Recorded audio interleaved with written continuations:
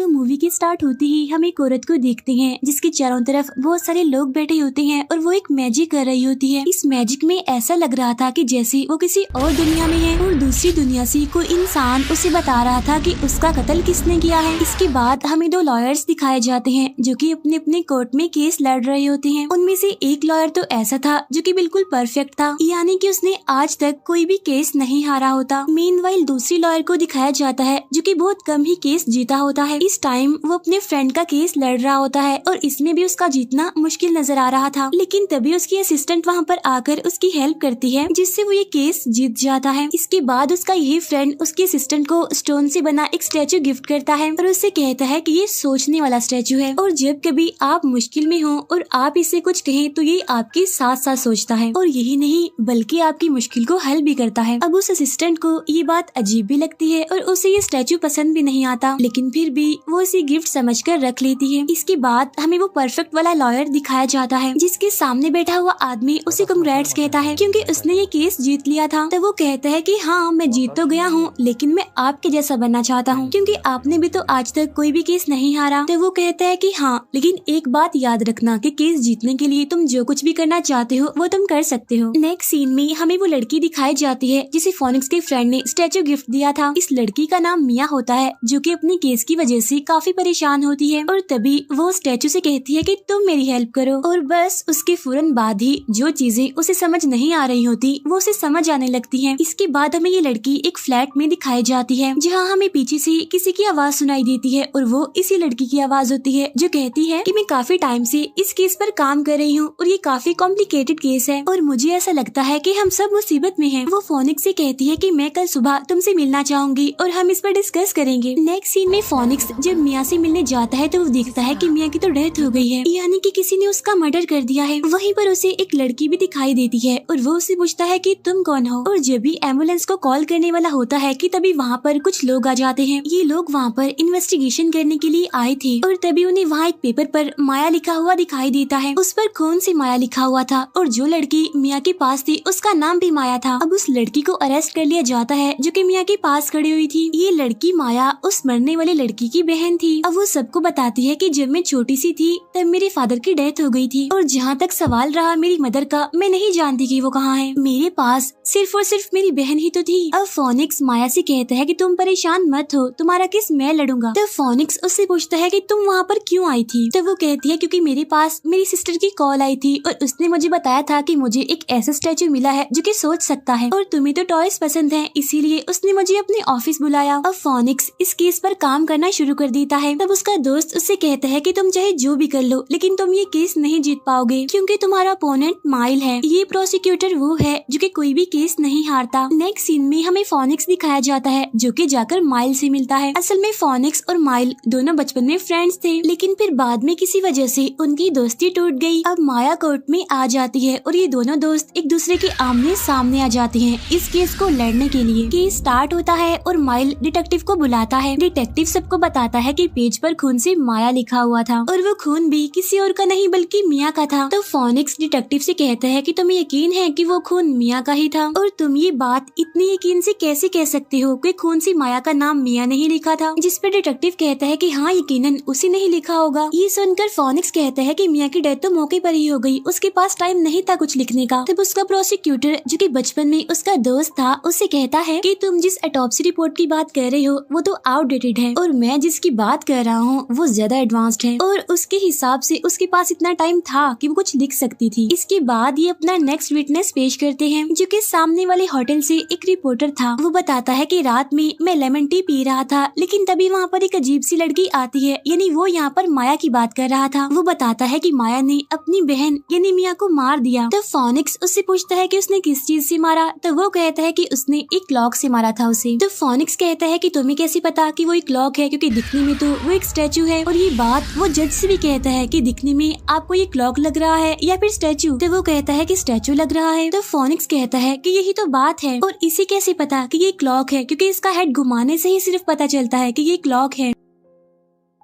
इसके बाद वो जज से कहता है कि आप इस पर इन्वेस्टिगेशन करें। यहाँ पर माया बताती है कि मेरी बहन ने मुझे कॉल करके कहा था कि ये क्लॉक अभी काम नहीं करता। वहाँ जज जब उस क्लॉक को यूज करता है तो वो ठीक से काम नहीं करता। तब फोनिक्स उस विटनेस से कहता है कि तुम तो कह रहे थे कि तुमने इस क्लॉक की आवाज सुनी थी, जबकि ये क्लॉक तो ठीक से काम ही नहीं करती और ये बस एक स्टैचू की तरह है। इसके बाद फोनिक्स उस विटनेस से पूछता है कि तुमने इस क्लॉक को कहाँ देखा था और तुम इसके बारे में इतना कैसे जानते हो, क्योंकि जहाँ तक मैं जानता हूँ ये क्लॉक तो बहुत कम जगहों पर ही सेल होती है। अब विटनेस को कुछ समझ नहीं आ रही होती और वो कह देता है कि मैं तो भूल गया। अब जज फोनिक्स से कहता है कि अब क्योंकि वो भूल गया है तो हम इस पर कुछ नहीं कह सकते, इसीलिए आप इस बारे में अगर कुछ और बताना चाहते हैं तो बताएं। अब फोनिक्स उस विटनेस से पूछता है कि आप वहाँ पर कर क्या रहे थे। तो वो कहता है कि मैं विंडो पर इसीलिए खड़ा हुआ था क्योंकि मुझे लैंप की गिरने की आवाज सुनाई दी गई थी और मैंने देखा कि वहाँ पर लैंप भी गिरा था। तो फोनिक्स उससे कहता है कि जहाँ पर खड़े होकर तुम देख रही थी वहाँ से तो लैंप दिखता ही नहीं और तुम्हें कैसे पता कि वहाँ पर लैंप है और वो गिर गया है। तभी प्रोसिक्यूशन विटनेस को बचा लेता है और उससे कहता है कि तुम्हें याद नहीं कि तुम उस ऑफिस में वायर टाइपिंग के लिए गए थे। तो विटनेस कहता है कि हाँ मुझे याद है, मैं काफी टाइम पहले वहाँ पर वायर टाइपिंग के लिए गया था और तभी मैंने वहाँ पर लैंप देखा था। अब फोनिक्स को कुछ भी समझ नहीं आती कि वो क्या करे, लेकिन तभी उसे उस लड़की की आवाज सुनाई देती है जिसकी डेथ हो गई है और वो उससे कहती है कि तुम केस नहीं हारे, तुम जीत चुके हो, तुम्हें परेशान होने की जरूरत नहीं है, तुम्हारे हाथ में सबूत है। उसके हाथ में एक पेपर था जो कि उसे लैंप की रसीद थी, यानी कि उसकी बाइंग की। तो वो जज को बताता है कि ये लैंप तो मर्डर से कुछ टाइम पहले ही खरीदा गया था और ये आदमी वायर टैपिंग के लिए काफी टाइम पहले आया था, तो ये कैसे जानता है कि उस ऑफिस में लैंप पड़ा हुआ था। अब वो जज को कहता है कि ये कह रहा है कि इसने लैंप देखा था, लेकिन असल में तो ये मिया का मर्डर करने आया था। अब कोर्ट में शोर होने लगता है और इस केस का फैसला माया के हक में हो जाता है, यानी कि उस विटनेस ने ही उस लड़की का मर्डर किया था और माया जो कि मिया की बहन थी वो बेकसूर थी। अब जब उस विटनेस को ले जाया जा रहा होता है तो ये लड़की माया शोर मचा देती है और उससे कहती है कि तुमने मेरी बहन को क्यों मारा। वो कहती है कि बहुत सालों पहले तुमने मेरी माँ के साथ भी गलत करने की कोशिश की थी और अब तुमने मेरी बहन को मार दिया। यहाँ पर फोनिक्स माया से पूछता है कि कोर्ट में तुम कह रही थी ना कि 15 साल पहले तुम्हारी मदर के साथ किसी ने गलत किया था, तो बताओ उनके साथ ऐसा क्या हुआ था और तुम वैसा क्यों बोल रही थी। तो वो बताती है कि ये इंसान इन्हें जिसने की उसकी बहन को मारा है उसका नाम मिस्टर वाइट है। इसने एक आर्टिकल लिखा था और वो आर्टिकल इसने मेरी मदर के खिलाफ लिखा था क्योंकि वो एक केस में किसी आदमी का साथ दे रही थी। अब फोनिक्स इस केस के बारे में स्टडी करने लगता है। तब उसे पता चलता है कि इस केस में जिस आदमी की डेथ हुई थी वो उसके फ्रेंड के फादर थे, यानी वही फ्रेंड जो पिछले केस में प्रोसिक्यूशन था, यानी कि उसका अपोनेंट था, यानी कि माइल। अब इस केस को स्टडी करते करते वो सो जाता है, लेकिन तभी वहाँ पर माया आकर उसे एकदम से जगा देती है और बोलती है कि टीवी देखो। टीवी में न्यूज आ रही होती है कि एक आदमी का मर्डर हो गया है और इसमें अरेस्ट किया गया है माइल को। अब फोनिक्स फौरन माइल के पास जाता है क्योंकि वो उसका बचपन का दोस्त था और वो उसकी हेल्प करना चाहता था। ये उससे कहता है कि मैं तुम्हारी हेल्प करूंगा। तब वो कहता है कि मुझे तुम्हारी हेल्प की कोई जरूरत नहीं है, और भी बहुत सारे लॉयर्स हैं और मैं किसी को भी अपने केस के लिए रख सकता हूँ। ये उसे काफी समझाने की कोशिश करता है, लेकिन वो नहीं मानता और वहाँ से चला जाता है। इसके बाद जब ये वहाँ से जा रहा होता है तब इसके पास एक आदमी आता है और उससे कहता है कि मैं चाहता हूँ कि माइल का केस तुम ही लड़ो। तो फोनिक्स कहता है लेकिन माइल तो चाहता है कि मैं उसका केस ना लड़ूं। तो वो आदमी कहता है कि नहीं, तुमसे अच्छा कोई भी उसका केस नहीं लड़ सकता। अब फोनिक्स भी उसका केस लड़ने का फैसला कर लेता है। अब फोनिक्स माया के साथ उस लेक पर जाता है जहाँ पर मर्डर हुआ था। वहाँ पर एक कैमरा होता है जो कि तभी पिक्चर बनाता है जब जोर से गॉड बोला जाता है, क्योंकि मर्डर के दौरान सामने एक कपल था जो कि पिक्चर बनवा रहा था। लेकिन तभी लेक से एक काफी बड़ी क्रिएचर उठी और ये भी न्यूज देखी गई कि वहाँ पर मर्डर हुआ है। इसके बाद फोनिक्स माइल के पास जाता है और उससे कहता है कि मैं तुम्हारे केस पर इन्वेस्टिगेट कर रहा हूँ। तो वो कहता है कि तुम ऐसा क्यों कर रहे हो, और तभी हमें माइल के बचपन का सीन दिखाया जाता है जहाँ पर हम देखते हैं कि बच्चों के लंच बॉक्स की मनी जो कि उन्होंने इकट्ठी की थी वो चोरी हो गई थी और क्लास के सभी बच्चों ने फोनिक्स पर इल्जाम लगाया था। लेकिन तभी वहाँ पर माइल खड़ा हुआ था और उसने फोनिक्स को बचाया था। इसके बाद हमें क्लास में वो लड़का भी दिखाया जाता है जिसका स्टार्ट में केस फोनिक्स लड़ रहा था। तो फोनिक्स माइल को बताता है कि उस टाइम क्लास में तुमने मेरी हेल्प की थी और अब मैं तुम्हारी हेल्प करना चाहता हूँ। इन शॉर्ट मैं इस केस को लड़ना चाहता हूँ।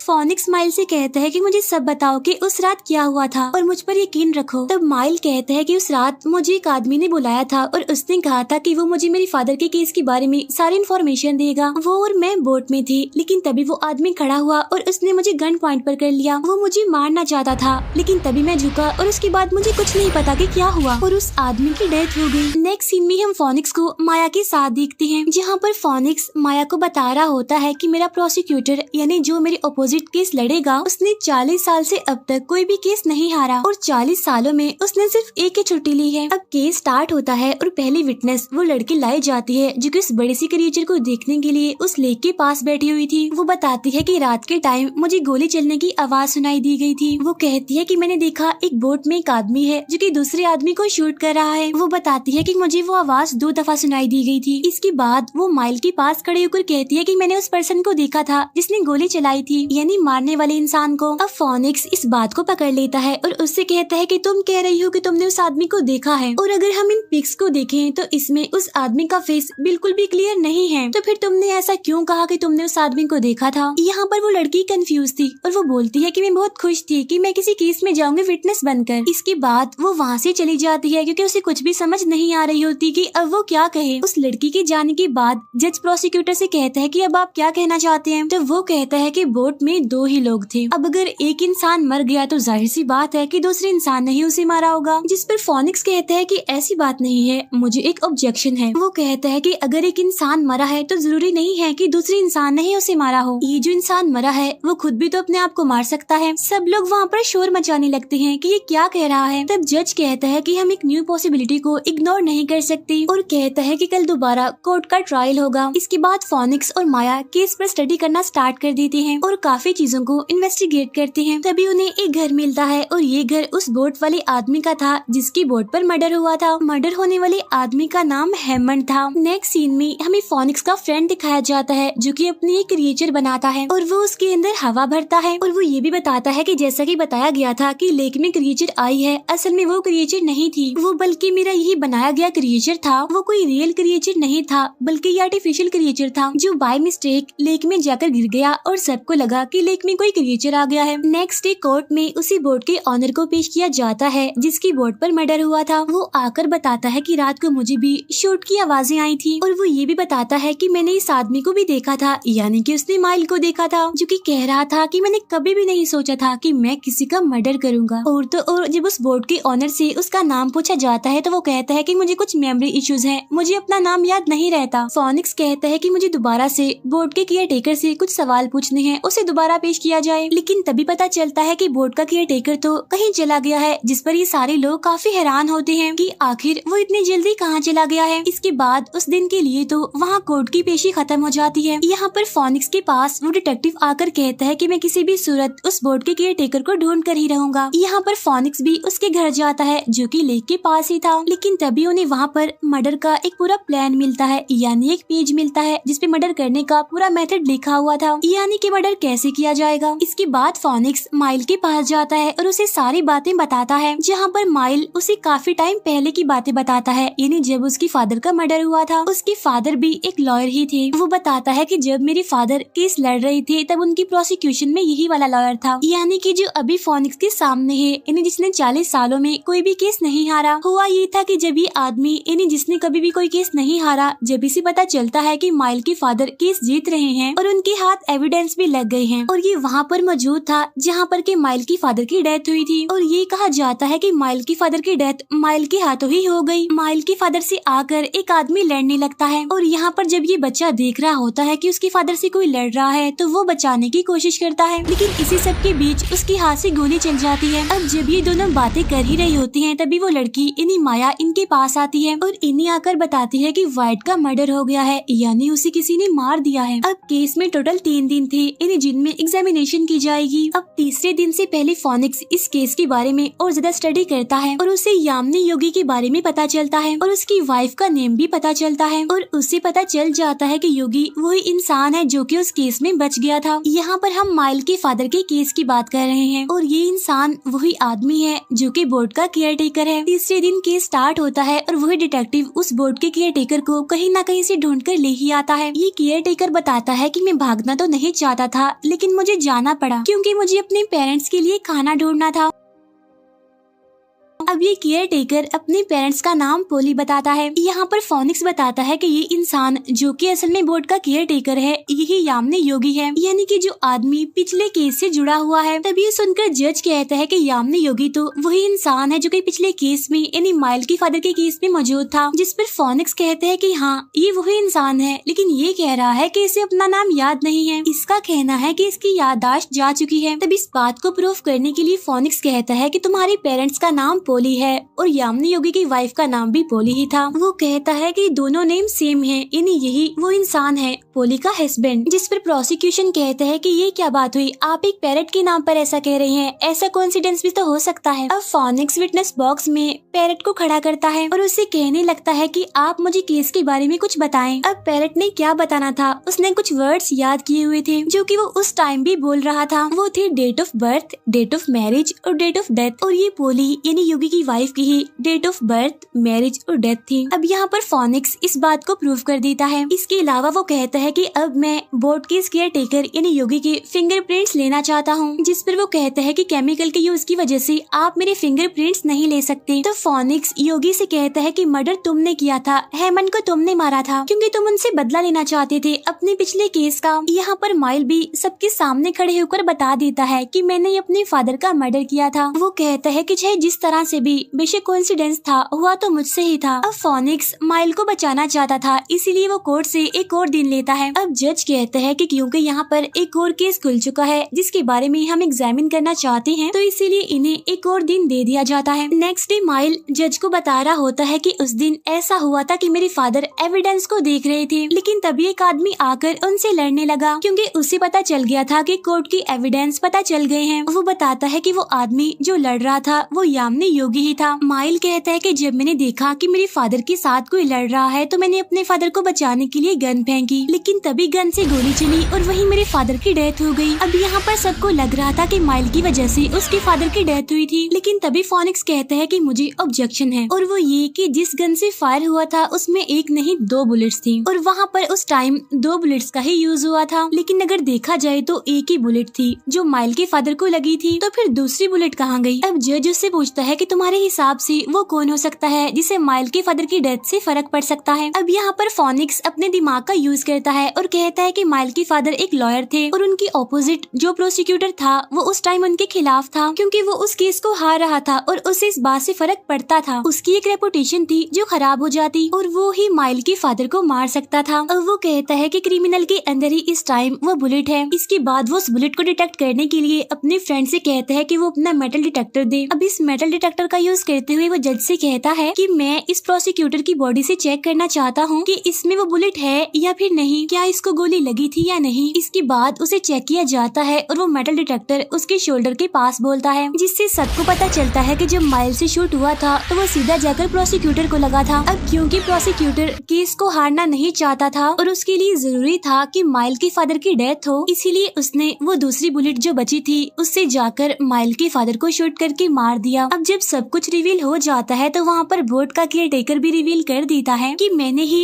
हेमंत को मारा था। वो इसलिए क्योंकि माइल के फादर वाले केस में हेमंत ने ही उसे मजबूर किया था कि वो अपनी गलती को एक्सेप्ट कर ले कि उसने मर्डर किया था, जबकि उसने मर्डर नहीं किया था, जिसकी वजह से सब लोगों ने उसकी इंसल्ट करना स्टार्ट कर दी और उसके घर के बाहर किलर के पोस्टर्स लगाना शुरू कर दिए। और इसी वजह से मेरी वाइफ ने भी सुसाइड कर ली, जिसकी वजह से मेरी जिंदगी खराब हो गई और मैंने हेमंत से बदला लेने का डिसाइड कर लिया। इसके बाद इस केस से माइल को रिहा कर दिया जाता है और इस तरह से फोनिक्स अपने फ्रेंड यानी माइल की जान बचा लेता है। यहाँ पर उनका फ्रेंड भी ये रिवील करता है कि क्लास में जब पैसे चोरी हुए थे तो वो फोनिक्स ने नहीं बल्कि मैंने चुराए थे। यहाँ फोनिक्स और माइल भी केस में आगे काम करना स्टार्ट कर देते हैं, मगर इस बार दोनों एक दूसरे के ओपोनेंट बनकर नहीं बल्कि दोस्त बनकर। और इसी के साथ ये मूवी यहीं पर एंड हो जाती है। Thank you for watching.